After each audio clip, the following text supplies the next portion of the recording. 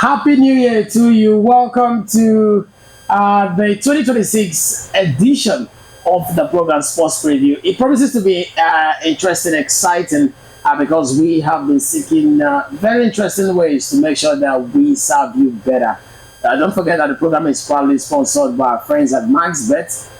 The African Cup of Nations is moving in full force. And unlike the tournament the last time out, there were upsets, surprises, but this time around, I can tell you for sure that there are no surprises with the teams in the last eight.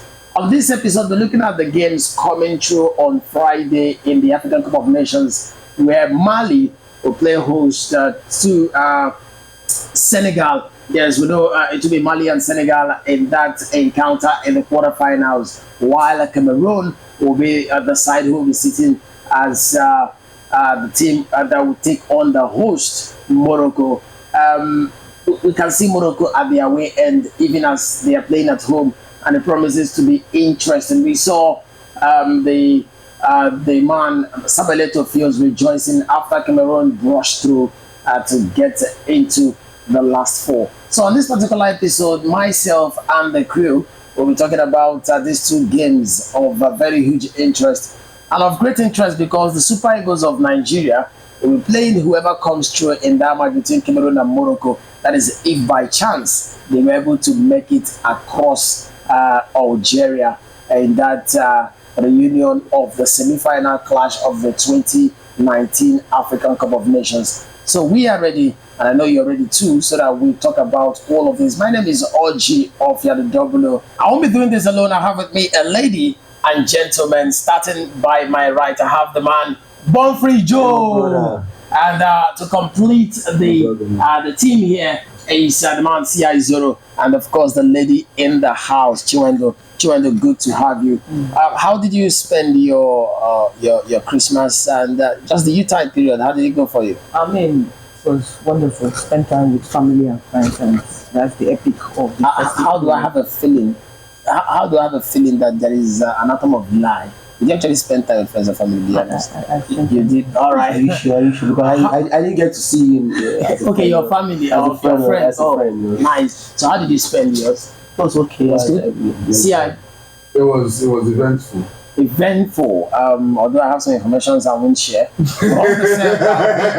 Very much in these together. Mali will be looking to win a game in regular time for the very first time at the African Cup of Nations for 2025 as they meet with Senegal, who have been much more clinical in their journey to this stage. In fact, we must acknowledge that Senegal is looking like one of the teams that are going all the way. Mali, they've come out struggling, but we saw that with Ivory Coast the last time out. They came out as one of the worst teams from the groups and staggered all the way to becoming champions at home soil.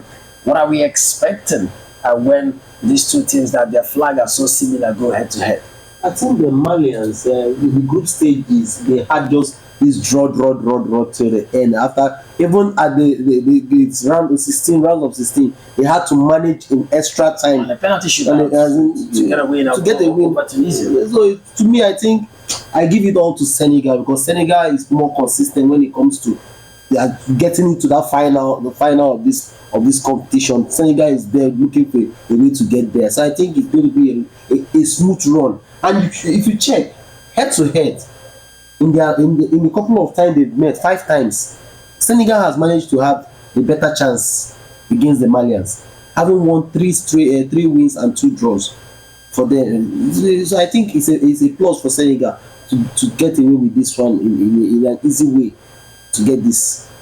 Well said. Looking easy because after topping Group D with a pair of 3-0 wins and a draw, Senegal again showed their attacking quality. Of course, we saw it as they came from behind to lead. That was at halftime and eventually defeat Sudan 3-1 in the last 16.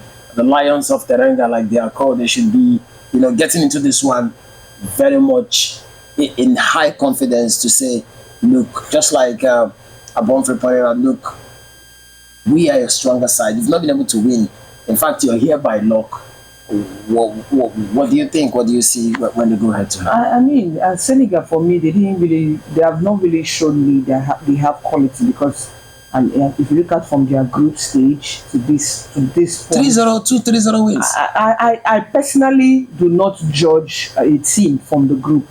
I believe that as time goes on, we are going to be seeing better play, and that's what has been happening. So for Senegal, they've not been able to convince me yet because I mean the knockout stage they played that against Sudan. Not to say that Sudan is not a powerhouse. Yes, they are this stubborn team that know how to spoil the parties for big boys. But for me, I'm not really impressed. And mind you, when you talk about Mali and Sudan, and Senegal, they are teams that are known to always have it that kind of. They always know how to fight it out. They are very physical side. One thing this AFCON has been able to bring out is to show that Africans football is more of the physicality, and that's what has been shown. So they are a physical side. Mali also is also a physical. And mind you, these two teams, they are teams that are known to each other. Take it to the under 17, they are always fighting themselves. Take it to the under 20, they are always like that. Take it to Chan. They are just that team, these West African brothers that always know how to defeat themselves. Just like I always say, when a Zimbabwe play with South Africa, when a Zambia play with South Africa, and you'll be wondering, South Africa will get it all right, but Zimbabwe, they just know how to play them because they are just neighbors. They know the techniques and everything that is going on. But there's this added advantage for the Senegalese side, and they have experienced players who are playing in European football. They are very compact. They are technical as much as they are also physical. But mind you, they are going to be missing their captain. That's Koulibaly, who had a red card in their last game, so it's going to also affect them. But let's see how it will be. But for me, I believe Mali have gotten it right from the group, from the knockout stage. They've been able to get themselves together, and I think they're going to give Senegal a run for their money. A run for their money, maybe, but Senegal have not lost any of their last head-to-heads with Mali, winning 6 and drawing 4, including that 1-0 draw with Mali in the 2004 African Cup of Nations. Where would you stand here? Okay, so just like Chimandu said, it's a physical football kind of thing, you know. I call them brothers of the same flag because I think the only thing that differentiates their flags is the star at the Senegalese side. Or just maybe turn it around this way. So this, and then Mali has not really been very big of the powerhouse, but then they've shown that, you know, it's about how you could be able to pull it. I think penalties has done more good than harm for them this period. And then it is very, very important that Senegal avoids anything that will bring penalty on the side in favor of Mali, because that would be their end, you know. And Senegal, on the other hand, Senegal has equally done well, but then Senegal having a history of winning Mali might not really happen this time if they bring in that particular physicality. They got a red card at the last one. You can't even assure what will happen at the next one, you know. So they need to be very technical. They need to understand that any lapses from their end will be at the favor of Mali, and Mali is strongly looking for lapses from their end because Mali does not have as much sophisticated players as Senegal does, you know. So Mali is, you know, looking for, oh yeah, just screw up, let me grab this particular opportunity. That's where I think this particular thing is. Okay, we'll see what happens. 6 of the last 8 internationals have seen only one side score. When you talk about Senegal, and Senegal have not trailed in normal time in any of their last 4 quarter-finals in the AFCON. So that tells you that, look, that's a very strong side to play at the quarter-finals. It feels like it's their forte to play at the knockout stages of the African Cup of Nations. We'll see what happens. We'll look very well. We know that Woyo Koulibaly will miss Mali's through suspension of the red card. See, I talked about, while Lassana Koulibaly went off with an apparent injury against Tunisia. So Senegal, they've got no fresh absentees. Now they're looking like probably the stronger of the two sides. We know where Papa Gueye, who brought his international goal tally up to 5 with his first half strikes against Sudan. So 3 of which have come at the AFCON final. So we'll just see what these two teams will get to offer. But I think where the ginger and the swagger and the energy comes in is when Morocco goes to play Cameroon. I'm saying goes to play because I feel like the home team is sitting at the away side of this fixture. The African Cup of Nations host pre-tournament favourites Morocco. They face a very tough challenge in that quarter-final against Cameroon, a side they have never beaten in this competition. We must always talk about history. Morocco never, the word never should be underlined. Morocco, they have never been able to beat Cameroon. But we all know where Cameroon is with the Issa Hayatou when it was time for them to build their football. The times of Mboma, the times of Samuel Eto'o, days where they had song, they had very, very critical players who know what they've got to do to win games. But now, it's a Moroccan team that were in the semi-final of the World Cup in 2022. A Moroccan team that didn't lose a game during the qualifiers for the World Cup, and they got the ticket. But then we saw a team that didn't even concede knockout. I'm talking about Tunisia. And then they've even gone ahead to sack the coaches. And you can tell me that the numbers of yesterday might not really count for today. What are we looking at? Because from what Chwadi is saying talking about physicality being the game, that if we are looking at physicality, then probably a Mali should win it, probably a Nigeria should win it, or maybe a Cameroon. We shouldn't be putting the favorite Morocco in it. Are they physical too? What are we expecting? I mean, for me, I have already knocked out the North African team in this tournament. They don't have a chance to win. Going into this tournament, everybody was talking about the Moroccans, the Tunisians, the Egyptians, and the Algeria. But for me, I've looked at their game. One thing that we must understand is the North African team is bringing the European style of football. Play the ball. It's not all about physicality, but about technicality and tacticality. Have you been watching this AFCON? Yes. It's all about technicality and tacticality. That is what European football brings. Why African football brings in physical football. I don't want to talk about Nigeria, but let's focus on Morocco. There's this thing that Morocco has been able to do. You could see that when they brought out that European kind of football, it affected them. Against Comoros, they struggled in their first game.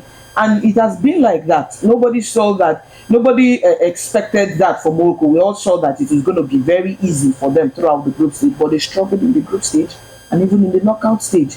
They actually struggled. So when they will be playing a Cameroonian team that I believe is more physical, but at the same time there's this technicality in them. Because they have some of their players who play in European clubs that understand that European style of football. So it's an added advantage for them. But for me, Morocco what they play completely is more of tactical and technical football. And that's what football should be, enjoyable. You want to sit down and get entertained. But I'm telling you, this is a competition. You must bring your A game. I wrote out the North African team in this tournament. I expected that when you're coming to this tournament, you must understand the pattern of African football, and I think they've left African football and they are focusing on, and it's not a surprising thing, because we all see when they leave the African shore to go play in the European side of football, you see that they excel there. So that's to tell you that they've mastered that part, but they've not mastered that part, and that's dangerous. So why do you feel African teams, the way you speak highly of the physicality, don't win games against European teams? No, I believe that one thing, and I believe African football is beginning to adapt to it. The North Africans, they left earlier. They understood it and they followed that pattern all earlier. But we here, Africans, we still believe in physical strength. What I'm saying is that, but it's beginning to enter now. No, what I'm saying we're not getting it right. If the physicality is what wins you game, and you've ruled out the Northern Africans because they are less physical, then we should be able to win the World Cup with physicality. No, you cannot. So what's the difference? Because you talked about how well they've mastered the European style of play, yes, and we have not been able to master it. No, we've not been able to see an African team based on physicality go ahead to win the World Cup. So now there's an added advantage. These are the people. No, you need to get my point. If you rule out a team based off physicality, Now they can't win the AFCON. That means if the African teams bring this physicality to the World Cup, and this team who plays European kind, then they should be able to win the World Cup. Because you know why why I'm saying this is because when you bring in physical football, there's something the Europeans know how to do. They know how to play you even with your physicality, and they run you down. And that's what Morocco. That is what North Africans have not been able to get. That's the point I'm trying to make. European teams play African team. They'll be able to sap them. Come play your physical football. They allow you. By the time you do it once, twice, you now realize that they don't touch you. Before you come with your all physicality, they allow you exhaust your energy, and by the time you are getting the breather, they've already done the damages. That is what North Africans have not been able to achieve. They've been able to master the African football. They have not been able to master it to the place that you can play a physical football and still win. That's the only difference here.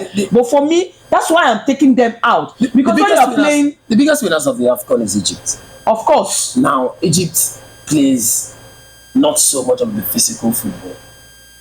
Very fanciful. In fact, they started that European kind of. That is what they enjoyed. And now the no team have been able to do it more times than what Egypt have done. In fact, in recent times, I feel like we can all agree that North Africans have dominated. Let's go from 2004 and look at who've won we've had Tunisia there, we've had Algeria. We've had Morocco. Okay, we've not had Morocco. Morocco is looking for their first. We've had Egypt. We've had Egypt. No, Egypt is not so recent. Salah have not been able to win it, and that shows that it's been a while, because I think Salah came into line. No, you're talking about North African countries that have won the nation. No, I'm talking about from 2004. Okay. From 2004. Recent. Because the game actually changed. Yes. Because I'm looking at why you would want to rule out North Africans. When Egypt were dominating it, there's something that you forgot to mention. Egypt were playing technical, tactical, and physical football. That's what they are playing, and that's what is affecting them, because they've taken it away. They've taken away that physicality. Egypt, it's not always there, but it was there. Because their current coach, Hassan, you can't bully him in attack. He was a very strong attacking player. So that's why, because he was physical. So you have to bring it in African football. You have physical, technical, and tactical. And I think that's what Eric says. Bring it into Nigeria. None of their physicality brought them to the World Cup for any reason.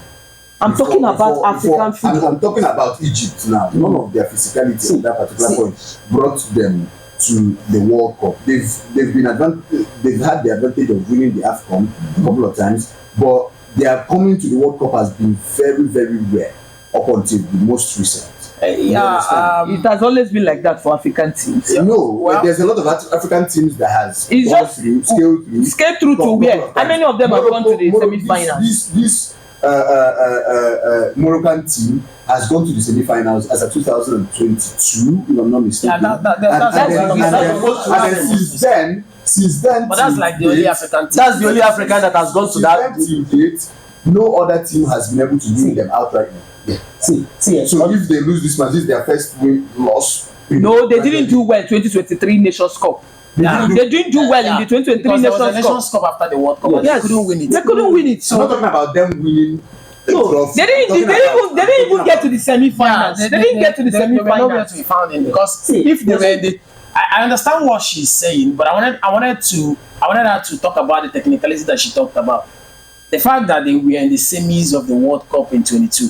They should have been winning the AFCON in 23. Because they've taken away that part. That's Egypt. During the era of Egypt winning Nations Cup, I sit down and I saw it there. Yes. You want to play African football, you don't want to bring the physicality. You must bring it. If you are going to play Europe, you can drop your physical football, because they've moved past it. To be a lot about. That's the reason why Mourinho is not that coach that we used to know, because he believes in that physical football. But European football has gone past that, and that's why he's struggling as a coach, because he has taken he wants everything to be physical, but he's no longer working past that stage. I get your point, but I feel like physical or not physical, it's going to be extremely hard for Cameroon to be able to beat Morocco. Yeah. But If Morocco would leave the tournament, it could be if Nigeria gets there. It could be if they jam like a more sophisticated side. Because we must also accept and be able to talk about that the 5-time AFCON winners, Cameroon, that they had issues coming into this tournament. And the adversities that led in route to this tournament, before, but getting to quarterfinal is even thumbs up and a big up for them. They were last eliminated at the 2010 edition at the quarterfinals. That's how big Cameroon is a country in African football. But I feel like in all their physicality, in all their team play, it will be difficult to beat a Moroccan side in a quarterfinal in front of home fans. And I'm saying that Cameroon will beat Morocco. They will. I beg to disagree. Reasons is we both of us watched that Cameroonian match against South Africa. At some point, I was asking, was this a South African team? Because the South African team is currently one of the biggest teams in Africa right now. Technical. You understand? I mean, their coach has come out to say that if their players are not playing in Europe, it's affecting them. Yeah. They don't understand European football. See, they lack technicality. Let me tell you about what technicality does and what you see from Morocco against Cameroon. They are going to let Cameroon struggle. Exactly. Just like their game against Tanzania. Play all you know how to play. They are going to win you. Look at what Algeria did. Did you see what Algeria did to DR Congo? That was what the Super Eagles lacked in that game against DR Congo. Let them play. Let them bully you. Don't let them, the captain of the Congolese came and said that they had only 3 chances from their game plan of 90 minutes of counter-attack. It was only 3 times. But we are not scoring. But you can't win if you don't score. Mm-hmm. Tunisia ran out of luck. That's why he went to penalties. And he went to a game of luck. But waiting for a Tunisian side to be beaten by Mali in regulation time, in extra time when the football is being played, is an impossibility, if there's any word like that. It's not happening. You can't penetrate, you can't score that goal. But it's going to come down to a spot kick from 18 years where you say, okay, It's a game of luck. yeah, okay, let's talk about who is lucky on the night. I know there's still technicality involved, but then a whole lot depends on where the wind is going at the time when you're kicking. So I feel like that's what's going to happen. Cameroon will dominate the ball. They would want to play. But are they going to score a goal to beat the Moroccan side? I beg to disagree. Then if it goes to penalty, Cameroon will, why not? No, I don't think so. Because when it comes to penalty, Moroccans are better than. No, but I'm just trying to say it could still hang in the balance of luck. Let's get something out of this. Head to head, both wide. Haven't played 6 times in their last 6 encounter. Cameroon is dominating. Morocco is yet to win. Cameroon. Yes, yet to win. But then the Cameroon. But this is on a home soil. But we must also But what you should understand? Morocco of today is not the Morocco of There's yesterday. a boost with the Cameroonians, seeing Samuel Eto'o, always watching them from the stance. The Okay, stance. support that. That means That- Benet no, is see. the 10. Son watching Algeria. He worked too. Okay, See, there's something you see when you see a support. legend Moral watching you, support. like telling you You can know what do to this. disappoint. You know what is at stake here. Carry on this flag with you, as in it gives a boost. But one thing you will understand that the Moroccans this is their home soil, and anytime you see the Moroccans playing, you see the stadium is always covered with red. The number of red you see. And they are using LED lights, which is very, very inappropriate as well. But they are using it in all matches. They use it No, against see, Nigeria and Mozambique. It was there. Yes. It has always been. It has always been there. But one thing, when it gets to Morocco playing, the stadium is always full to the brim. home advantage. The home advantage is there. Home support is very crucial. But then Morocco, for Cameroon, they do not look like It's not going to be an easy one for Morocco. It's not going to be an easy one for Morocco, because one thing about Cameroonian, they have lights of the players that have been in Europe, playing in Europe. Exactly. Lights of Mbremo, we want to put a stone there.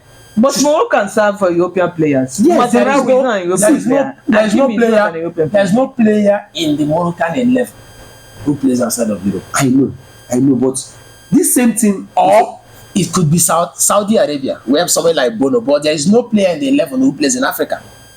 I understand that. That's I understand. That's the way for North Africans. That's how much they've improved their game. But let's take it or leave it. The Cameroonians still has an advantage. Okay. Of being, not forgetting that they were formerly the giants of when you call giants, they had to cheer it with Nigeria then. I understand, but let me give you. I tell you that when they had some reliable songs and all these things playing there. 11 of Morocco's last 12 AFCON wins at the finals were accompanied by a clean sheet. 11. That's 11 of the last 12 clean sheets. I mean, they have one of the best. Now, Morocco are yet to concede before halftime in the tournament. So these are the points that I know would come in and very crucial too. Cameroon, Carlos Baleba and Dalen Yongwa are both doubts for the coming of injured against South Africa, while Morocco's Azedine Onahi is ruled out of the rest of the tournament through injury. I felt for him it was a gory sight to behold. He actually was crying. Yeah, it was a gory sight to behold. But I was even rejoicing that there were no injuries that were very extreme during the group stages, but I didn't know it's going to come this way. But that's part of football. Injury is very much part of what it is. We'll see what Akraf Hakimi will do. He's not the African best player for nothing. I feel like he understands that it will be so disappointing if Morocco fails to win in front of the home fans. Now, if they don't win, they should be able to crawl into the finals. Look at what they've done at cadet football era. Look at what they've done with their women, getting to that final with the Super Falcons. You think they should be in the final. And I feel like if not that, the Super Eagles are going to stand on their way, and I'm going to be biased and believe that the Eagles will come to victorious in the semi-final, because I think we are done and dusted with Algeria, but we'll talk about that another day on another episode. I feel like we need to muzzle Algeria, beat them 2-0 in the first half, and go to the second half, finish up the deal, catch Morocco. Catch Morocco. Yeah, catch them. Catch them on their home soil. Yes, catch them. The girls were losing. The girls were losing how many? I always have 2-0. I always have and they came back and won in front of home fans in a filled capacity stadium. I always have a dream. But this dream, we'll talk about Arsenal and that day. Because Arsenal are cruising to win the first Premier League title.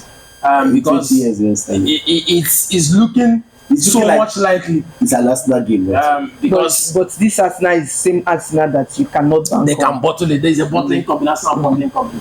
But all the same, at this point, can we take predictions for this game? I feel like that's where we all know where we all stand. So let's go look at it. You want to add something about the match? No, I'm good. I already said. You've made your point. Your point is your point that the Cameroonians will put up a good fight, and it's not all for taking for these Moroccans. So Mali takes on Senegal. I will give it to Mali. I always like to give it to the underdogs. Okay, that's you being I think the Senegalese. What's your take? I think it's a Mali's thing. It's going to be a draw match, full-time draw, but then Mali win. Okay, Mali win again from penalties. Yes. Okay, I feel like they will definitely go to penalties, and I see Senegal coming out tops, because sometimes when you have that belief, that's where your heart is always broken. Cameroon takes on Morocco. I do not see not an African team winning the tournament, but I will give it to Morocco. Morocco. I'll give it to Morocco. I love the fact that after you did Koro, you came back to Cameroon and Morocco. It's not going to be 0 for Morocco, but I think it's a good. Where you want to lie? It's a good go match. It's a tournament. It's not here, but you use the knockout stage. You must. Okay, a winner must go. Okay, who goes to? Take it or leave it. I see Cameroon going. Cameroon. That's why you had an Mbuemo head. Well, all the same, the program is probably sponsored by our friends at MaxBet. It's www.maxbet.ng. You can just go check things out for yourself and start winning. That's what we do. 2026 is a year to win big, and the earlier you start, the better for you. Thank you very well, Chimando. Let's have a handshake today. Mm-hmm. And good to have you born free. Also, I see Ijoro. An amazing time hanging out with you, and of course Mpuloma will say thank you for being behind the camera. We'll see you again on the next episode when we'll talk Nigeria taking on the Algerians, and of course looking forward to yet another interesting fixture. That's the Egyptians going against. When Pharaoh fights against an elephant, it looks scary. It looks scary, but why always remember why this, are that we not really Moses- talking about this Moses- fact that Algeria Moses- has always won Nigeria in most of their relax, when we get to We'll talk about it on the next episode. But let me tell you that the Nigerian team I see today, unless they decide to leave this tournament, Yes. see, They in want to African win. football has been hacked by Eric Sekochel. Attack everything. And when you attack them, they will have less chance to play. They can't think because, and I feel like if you're going to attack them and you have a cool-headed Ajayi behind you, you have a Bassi who can do all the chasing, do dirty works, get card, and when the cards come, there is a goal and a couple of other players to change up, and there are 5 substitutions. Plus an extra one that comes in extra time. You can change 6 players in these games. I feel like we have well enough. Hassan Yusuf did not train with the squad. We have well enough squad to execute a Ramotande, a comeback, a bounce back. In fact, Atei should mind what he will say on Super Sport, sitting there, because he set the wall and stood behind it for Mahrez to score a 90-something minute winner for Algeria. And I feel like whoever we had met between DR Congo and Algeria would come with a lot of what is it called? A lot of should I say acrimony, or just revenge at the back of our mind, because we are not going to the playoff now because of DR Congo. I wanted the DR Congo. But Algeria did us Jerry. The Algerian side is another day for the DR Congo. Don't worry. Yeah, we'll definitely get them and deal with them in the future. But we'll talk about it tomorrow. The way you're breaking it Even down. without Osimhen, we'll beat Algeria. Akko Adams is equal to the tax. They are equal to the target. We need every player. And I wish Akko's mother the quickest of recovery. Thank you very much for being a part of this one. We can go on and talk about our own, because of course the African Cup of Nations is the biggest village meeting in Africa, and we love it. Thank you very much for being a part of this one. We say adios.